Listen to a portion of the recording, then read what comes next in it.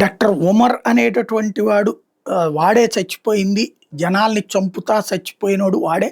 వాడు ఆత్మాహుతి దాడి చేసుకున్నాడా? లేకపోతే గనక వాడు అమ్మోనియం నైట్రేట్ పట్టుకెళ్తుండగా ఏదన్నా అధిక ఒత్తిడికి లోనై పేలిపోయిందా అనేది ఇక తెలియాల్సింది. వాడి ఫోన్ ఏదైతే చనిపోయే ముందు వాడు వాడిన ఫోను, ఆ ఫోన్‌కి సంబంధించినటువంటి సంభాషణల్ని ట్రేస్ చేసేటటువంటి ప్రయత్నం చేస్తున్నారు. వాడితో పాటు ఉన్నవాళ్ళెవరు? దాంట్లో ఏం జరిగిందన్నటువంటిది అది అయితే గాని స్పష్టత రాదు. అయితే ఈలోపుగా తాజాగా అక్కడ మృతదేహాలు ఒక పక్కన వెలికి తీయడం. ఇందులో 3 మృతదేహాలదైతే మాంసపు ముద్దలున్నాయి గానీ, అసలు ఎవరు అనేది తేలలేదు. అది ఒక ఎత్తయితే, తాజాగా ఆ సమీపంలో ఒక 500 అడుగుల దూరంలో ఒక చెయ్యి పడుంది.